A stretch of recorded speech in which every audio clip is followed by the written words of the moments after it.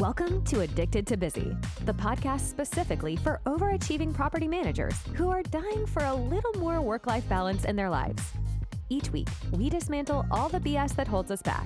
You'll learn how to nix those tricky, self-sabotaging habits so that you have the time, energy, and motivation to create what you really want in life.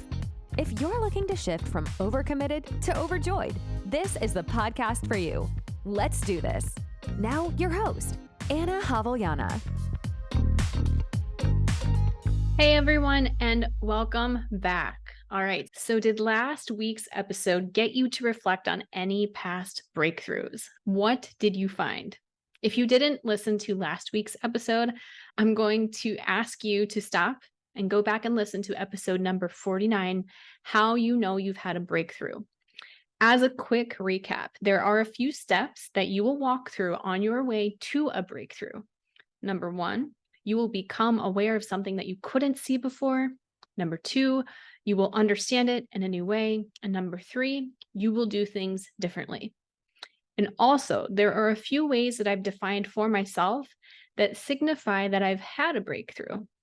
Number 1, once you see it clearly, you will start to recall past memories or experiences where this concept was present. Number 2, you didn't know what was standing in your way, but now you do. Number 3, you can never show up to those situations without this new awareness again. And number 4, your breakthrough just becomes grounds for another breakthrough.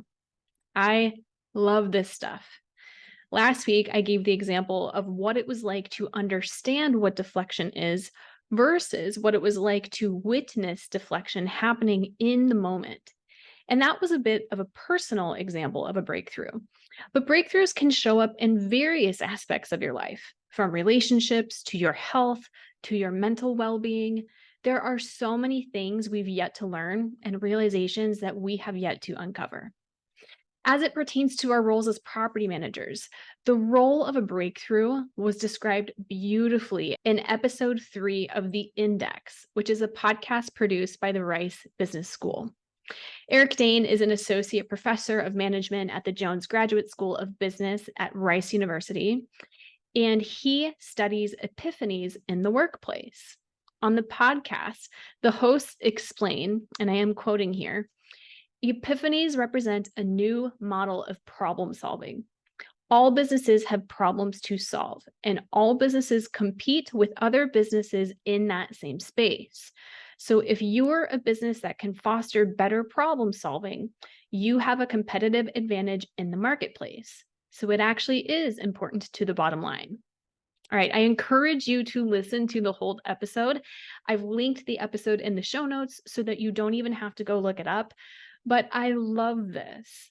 These are business professionals literally saying that personal breakthroughs can potentially affect our bottom line. All right, so you've had a breakthrough. Now what? I love this analogy that I heard from another coach. They were explaining that when you work with a coach or you obtain a designation or a degree, that your teachers and mentors are going to give you a map. They're going to give you a general overview of what to expect. From this map, you can see where you are and you can see where you're headed. But what you cannot see in this map are all of the finer details. Things like, do you need to pay for tolls? Where will you stop for gas? What's the climate like in the place that you're going to? Are there any roadblocks? You see, while the map is accurate, it doesn't necessarily tell you everything that you need to know in order to get you to your destination. And that's what my goal is for this week's episode. I want to drill down into the details of a solid breakthrough and tell you the good, the bad, and the ugly. All right, so let's start with the basics. After you have had a breakthrough of some kind, the first thing that you need to do is to be very gentle and kind to yourself. Now, I know this may sound like a foreign concept to some of our managers out there who are relentlessly hard on themselves. According to Eric Dane, the professor that I mentioned earlier, he says that epiphanies resolve psychological tension. So I want you to think about this from the tension standpoint. Imagine something that requires a lot of tension. Things like lifting weights, or trying to unscrew a lid that is stuck. There's a lot of tension, a lot of pain, and a lot of discomfort, and then all of a sudden, relief. When we have a breakthrough, it's oftentimes preceded by discomfort. There's oftentimes a lot of tension until finally it clicks. But where some of us get in our own way is that we don't make room for the relief. We can immediately jump into problem-solving mode or fix-it mode, when in reality, we may need just a little bit of time to process. When we experience breakthroughs, it's really not uncommon that big emotions are going to come up. This, again, is why I highly encourage that you have a solid self-care practice in place and also enlist the help of a therapist or a support community. Truth be told, it's really not uncommon after a breakthrough to feel a little bit lost. And in my opinion, there's nothing inherently wrong with feeling a little lost, so long as you're taking personal responsibility for your next action steps. One of the best benefits of not only experiencing breakthroughs, but welcoming them, is that with each one that I uncover, I've stopped taking myself so seriously. Keep in mind, this comes with the caveat of having to feel all of that discomfort and tension. But year after year, things become less of a quote unquote big deal to me. Now, I used to have this belief that I needed to take everything very seriously, especially as it pertained to my role in the office. Otherwise, everything would just fall to pieces, right? I see this with my clients as well. I had a few clients who were really struggling with their weight and body image, and we were examining how much of their mental bandwidth was spent on analyzing the way that their body looks. And initially, they believed that if they weren't obsessing over their weight, that they would immediately gain 20 pounds. But over time, they started to realize that when they shifted their focus to creating more of the experiences that they wanted out of life, that they were less interested in overeating because they were doing things that were fulfilling. When they invested their energy in pursuing their passion projects, food wasn't on their mind so much because they were doing something that they loved. It was a mindset shift that allowed them to be more at ease. I can't remember where I heard this, but I do find this to be true, that the less control you seek, the easier it is to reach more of your goals. I also think that when we value our goals highly, but hold them lightly, it is infinitely more fun to pursue them. A good breakthrough is going to reveal what truly matters and what doesn't. It will show you what's essential, and it's going to expose what is simply busy work. So, as you witness your breakthroughs, give yourself plenty of space to process. There will be time to react and take new actions, but in the initial stages, spend more time just being aware. Encourage yourself to be more observant and focus on what you notice. This is a beautiful part of the process, and it's an excellent time to do some journaling, self-reflection, and/or meditation. So I've talked a little bit about my favorite parts of breakthroughs, but I do want to be upfront and honest that there are a couple of caveats as well. One of the hardest parts of this work is that it will affect your relationships. And the tricky part is that you don't know if this change is going to deepen intimacy within your relationships or if it will end a relationship. Now, I've been fortunate that I'm surrounded by friends, family, and coworkers who are good people who care about others.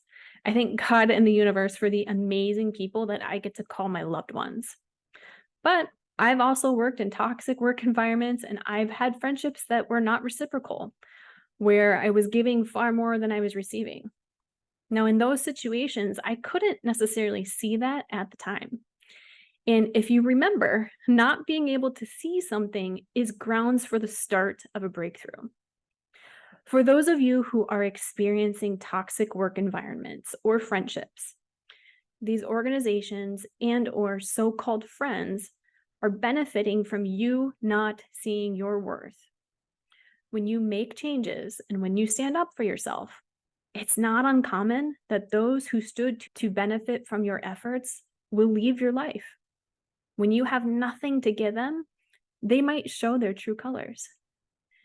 When you experience a breakthrough, you will change, and change is scary to other people. Some people want you to stay exactly as you are. Now, on the flip side, maybe after listening to this episode, you might come to understand why someone decided that they needed to set boundaries with you. In any event, if a relationship is severed, there is a grieving process that we need to go through so that we don't carry those wounds with us into other relationships. Again, this is why I started the episode with the recommendation that you give yourself plenty of room for self-reflection and self-care, and that you are super gentle with yourself. Now, the good news is that breakthroughs can also deepen relationships exponentially. I have a very solid group of girlfriends, and I wish that everyone in the world could experience what it is like to be loved by them. They manage to balance their own busy lives and support one another while also being clear about what they can and cannot give in any moment. However, these relationships are what they are because we've all had to have our own mini breakthroughs together. We've had to advocate for our needs in the relationship, and we've had to have conversations about how we as friends either can or cannot meet those needs for one another. As I have watched them face their own challenges, and as I've listened to them share their stories without trying to fix anything, I get to vicariously live through their learned experiences. So yes, as you break through your own limiting self-beliefs, there's a chance that your friend pool might become smaller, but it will also become richer, and you will find the people who you can truly trust. All right, another thing that you need to expect as you keep breaking through life's challenges is that there may be some things that you used to love to do. All of a sudden, you don't love doing them anymore. You see, sometimes the things that we like doing, they're actually just a distraction from the pain we refuse to address in our lives. My favorite example of this is my relationship with alcohol. Please allow me to brag for just a moment. I have an amazing relationship with alcohol. It's something that I receive compliments on, and it's something that I'm very proud of. But it did not start that way. My relationship with alcohol was influenced by the party scene in college. And even as a college student, I think deep down that I knew that I didn't love drinking as much as other people did, but I did it anyway, just to fit in. For a couple of years, I decided to bartend because that allowed me to go out and be social, but I didn't have to drink to get drunk. And I don't think I was consciously aware at the time that that's what I was doing. But in hindsight, I think it was my subconscious way of trying to create a valid excuse for not drinking. Anyway, as I entered my career in property management and my workaholic habits started to take hold, I was consuming a lot of wine. Not only that, I was still going out on weekends, and I could never have just one. I always had more than one, and then I always ended up overeating later on in the night. It was an awful cycle. Because of it, I was about 30 pounds heavier than I am today, and honestly, probably 40 pounds heavier, but I wouldn't know because for many years, I was too ashamed to even get on the scale. I never set out to change my relationship to alcohol. It just kind of happened. After I got engaged, I wanted to lose weight for my wedding day. And one of the first things my coach had me do was cut drinking out of the week entirely. This was a huge challenge because I was involved in a lot of property management organizations that held a lot of happy hours, golf events, building tours, you name it. And the first few weeks of reducing my drinking were rough. I started to witness that even though I didn't have a diagnosable dependency on alcohol, I was definitely using alcohol to calm my nerves. And standing in the middle of a networking event with a Diet Coke in my hand, it finally hit me that I was experiencing social anxiety. Not the crippling type of social anxiety that needed medication, just your normal state-of-the-art human social anxiety. And in that moment, I had a choice. I could drink now to fit in and feel guilty about it later, or I could process this anxiety and get to feel amazing when I got home later that night, having stayed true to my intentions to not drink. And that was my epiphany. I never actually liked drinking. I just did it to fit in. and fitting in was making me miserable because I kept gaining weight. Now, here's something else that I want you to know about breakthroughs. They are not instantaneous. Even once you can see what's getting in your way, you have work ahead of you. Redefining my relationship with alcohol was a challenging process. Not only did I have to deal with my internal struggle of feeling cravings to have the alcohol, I had to deal with all of the ways that people were calling attention to my new choices and challenging me. But over time, I've created an unshakable confidence within myself that I can and will drink as much or as little as I want. Now, here's the thing. Some people are clearly uncomfortable when I don't drink in social settings. But even though I have that confidence, that doesn't mean that I don't feel discomfort from time to time. There are people who are clearly uncomfortable when I don't drink in social settings, especially social settings where it's appropriate to be drunk. To this day, if I go to a tailgate or a party, inevitably someone will try to peer pressure me as if we were still 15 years old. And at first, I feel uncomfortable, and I'm not going to lie, at times I have caved to the pressure. But after years of this, I've started to learn that the people who peer pressure the most usually have their own thoughts to sort out about their own drinking habits. And that's not on me. Now that I have that realization, on top of all of the other realizations that I had to get to this point, it makes it so much easier for me to drink the amount of alcohol that feels right for me and that allows me to enjoy the event without waking up and feeling like shit.